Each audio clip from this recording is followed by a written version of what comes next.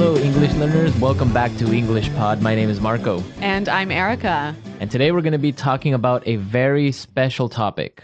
That's right. This topic was actually suggested by one of our listeners. Exactly. So keep those comments coming because we want to create lessons that you need, that you want. Exactly. So what are we talking about today? Today's lesson is about applying for a visa. A very, very important topic. Yes, and specifically, it's about a visa interview. Exactly. As you all probably know, when you apply for a visa, especially for the US, you have an interview. Yes. Where you have to answer some questions. Yes. And that's what we're going to be talking about today. So before we jump into the dialogue, let's take a look at vocabulary preview. Vocabulary preview. Okay, so let's talk about visa. Right. A visa, it's not a credit card. No, not Visa or MasterCard. No. So a visa is an official document that you get in your passport that allows you to travel legally to a country. Exactly. So with this document, you can go into a country. Okay, so we have different types of visas. Today, we're going to be talking about a B2 visa. Right. A B2 visa is a tourist visa. A tourist visa. Yeah. This is only for the United States. Other countries may have different classifications for their visas, but B2 is for the United States. Right. So, Marco, we use a tourist visa when we want to be a tourist and just travel in the U.S. What about a resident visa? Well, you can have a temporary resident visa. Like, for example, an F1. Yep. An F1 is for foreign exchange students who go and live in the States maybe for a year or do a MBA for 2 years or 3 years. So that's an F1 visa. You can also get a J1 visa, which is a temporary exchange visitor. Okay. So it could be to maybe do some temporary work for 2 or 3 months and then go back to your country. So basically, a resident visa allows you to live in that country. Yeah, you can live in that country legally for a determined time. Okay, so let's listen to our dialogue. Where are we going to be exactly? In this dialogue, we're going to hear two people, a visa officer and a person who's applying for the visa. Now, the person who's applying for the visa has an accent, right? Yes. But this is really good practice for helping you to understand people with different accents. Exactly. So let's listen to the dialogue and then we'll come back and explain all the great vocabulary.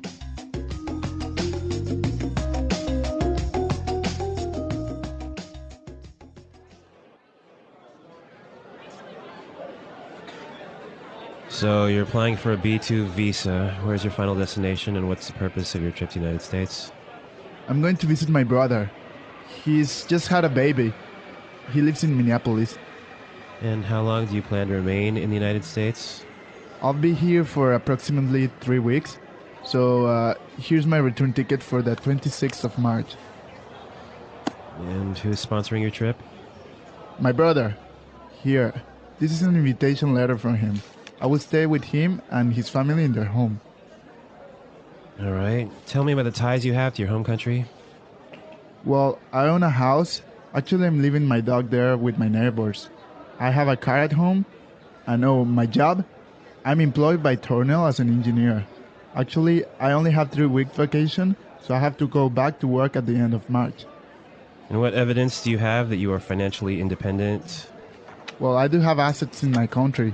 Like I said, I own a house and see, here's a bank statement showing my investments and my bank balance. I'm sorry, sir. We cannot grant you a B2 visa at this time. Instead, you are granted a resident visa. Congratulations! You are the millionth person to apply for a visa. You win! Congratulations! Yay! All right, what a lucky guy. He applied for a tourist visa and now he's getting a resident visa. Yeah, that's great. But does this really happen, No. Marco? No, that would never happen at a consulate. Okay, well, we can dream that this might happen for us. Yeah, exactly. All right, let's take a look at the words in language takeaway today. Language takeaway.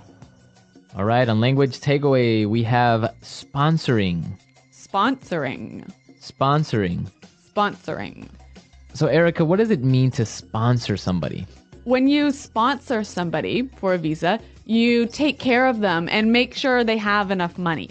Okay. So you are the one who's responsible for all of their expenses and making sure they just have enough money. Okay. So for example, when I was 16, I made a trip to another country. Yep. And my parents were my sponsors. So they took responsibility for your money. Exactly. Okay. Let's look at our next word. Invitation letter. Invitation letter. Invitation letter. Invitation letter. Now, this is a really important part for a visa application. Yes, very important. What is an invitation letter? Well, an invitation letter is a formal letter that a friend or a relative or maybe a business writes to ask you to come to their country. Exactly. So you're being invited for a specific purpose to the United States. Yeah, and you have to give this letter to the visa officer. Okay. Invitation letter. Our next word. Ties. Ties. Ties. Ties. Looks exactly like tie, like the one you wear in your suit. Not quite the same though. All right, so what are ties? The ties you have to your country are the things that keep you attached to your country. Okay. That make sure that you will return to your country. Okay, so what are some examples of ties? Like maybe a house or a wife or a child or maybe some money in your bank account. Okay. Or a job even. Okay. Okay, perfect. Yeah, a good way to think of this is imagine like a rope that's attached to you and tying you to your country, to your house, to your job, to your kids. Okay, so you can't run away. Exactly. Okay. Okay, that was clear, but let's listen to some more examples of how we would use ties. Example 1. I sold my house and closed my bank account. I don't have any more ties to my home country. Example 2. Alvin enjoyed being single. He wasn't ready for the ties of family life. Example 3. Diplomatic relations have improved, and the ties between the two countries are stronger. All right, it's clear now. Mm-hmm. Let's look at our next word. Financially independent. Financially independent. Financially independent. Financially independent. So that means that you don't need anyone. That you have enough money. You have enough money for yourself. Right. So you don't have to ask your parents to pay for your ticket or pay for your food or whatever. Okay. And our last word for today. Assets. Assets. Assets. Assets. Okay, so your assets are kind of like your ties. Right. There are things of value that you own, things that are expensive that you own in your home country. So it would be a house, Yep. a car, Yep. Maybe stocks or investments. Okay, so all of those things are your assets. Okay, so we've seen a lot of great words, and I think it's time for us to listen to our dialogue again. We're going to slow it down for you. Yeah, this will help you understand it a little bit better.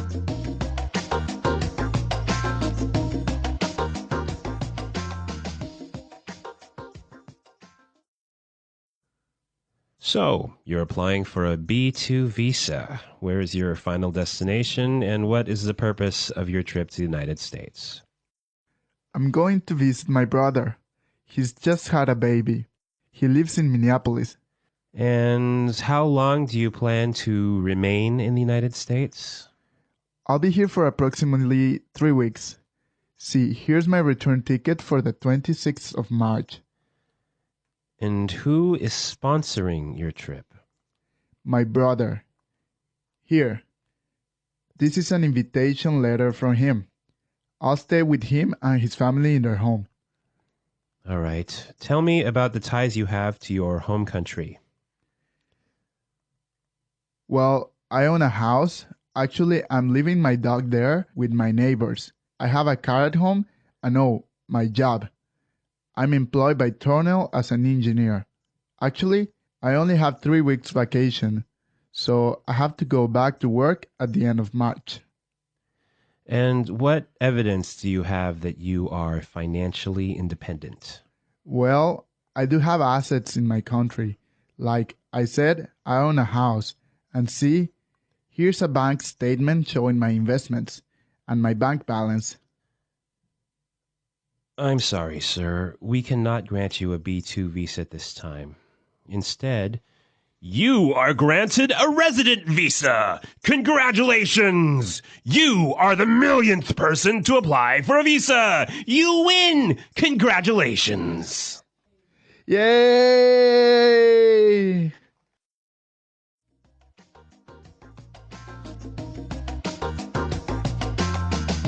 Okay, today we're not going to do our regular toolkit like Fluency Builder or putting it together. No, we're going to do something a little bit different today. We're going to talk about the questions you will probably be asked at an interview for a U.S. visa. Yes. And the useful language that you can use to answer these questions in a good way. Okay, so let's take a look at our first question. Where is your final destination, and what is the purpose of your trip to the United States? Where is your final destination, and what is the purpose of your trip to the United States? So this is probably going to be the first question the interviewer is going to ask you. Yeah, so Marco, I know you have a lot of experience with U.S. visas. How should we answer this question? Well, it depends on what you're doing, right? Right. So if you're a tourist, you would say, I'm going on vacation to New York or anywhere. Also, if you're visiting a family member, like in our dialogue, you would say, oh, I'm going to visit my sister or my brother or my cousin. If you're applying for a business visa, then you would say, oh, I'm going to visit a company or etc. Right. So you just have to say why you are going to the States. Now, is it important to be really specific? Yeah, the more specific you are, it's probably better. So if you can name the state and the city where you're going, it's much better. Okay. All right. Well, let's listen to our next question. How long do you plan to remain in the United States? How long do you plan to remain in the United States? Okay, so this is a really important question also because in your application, you have to put how long you plan to stay in the U.S. Right. It's a pretty straightforward answer. 2 months, 1 month, 3 weeks. Right. But you just have to make sure that your answer matches what's written in your application form. Yeah. Exactly. Okay, now let's take a look at our last question. Tell me about the ties you have to your home country. Tell me about the ties you have to your home country. Well, I think this is maybe the most important question that they'll ask you, right? Yeah, this is the most important question. This is what the interviewer is most interested in. Okay, so why is he interested in this? Because he has to be sure that you will not become an illegal immigrant to the United States. So that you will return to your home country. Exactly. He or she has to be convinced that you're going to return to your home country. So how can you convince him? Basically by demonstrating your ties. So showing the things that will pull you back to your home country. So if you take documents to support this, bank statements, maybe a copy of your mortgage. Yep, like maybe your wedding certificate. I don't know, even a letter from your office, from your job.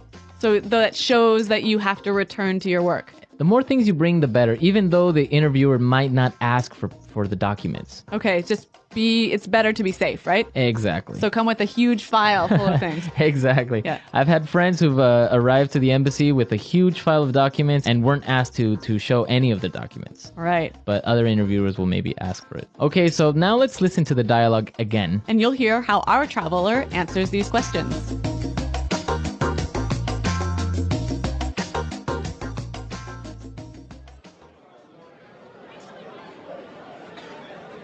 So you're applying for a B2 visa. Where's your final destination, and what's the purpose of your trip to the United States? I'm going to visit my brother. He's just had a baby. He lives in Minneapolis. And how long do you plan to remain in the United States?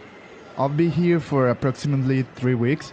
So here's my return ticket for the 26th of March. And who's sponsoring your trip? My brother. Here. This is an invitation letter from him. I will stay with him and his family in their home. All right. Tell me about the ties you have to your home country. Well, I own a house. Actually, I'm leaving my dog there with my neighbors. I have a car at home. And my job? I'm employed by Tornel as an engineer. Actually, I only have 3 weeks vacation, so I have to go back to work at the end of March. And what evidence do you have that you are financially independent? Well, I do have assets in my country.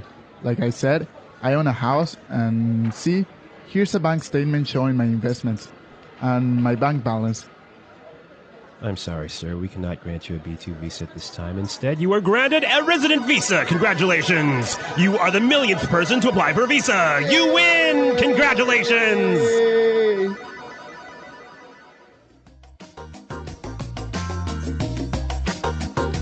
Well, I hope this was a useful lesson for all of our listeners because I'm sure that in one point or another, in the future, you're going to apply for a visa. Mm-hmm. So now you know all the language that you need to more or less answer all these questions that you're going to be asked. Yes. And Marco, I'm sure that people have already applied for visas for the US, right? Probably, yeah. And I want to hear from our users any stories that they have about applying for a visa. Yeah, that would be great. I know that I have some stories to share on the comments board. Mm-hmm.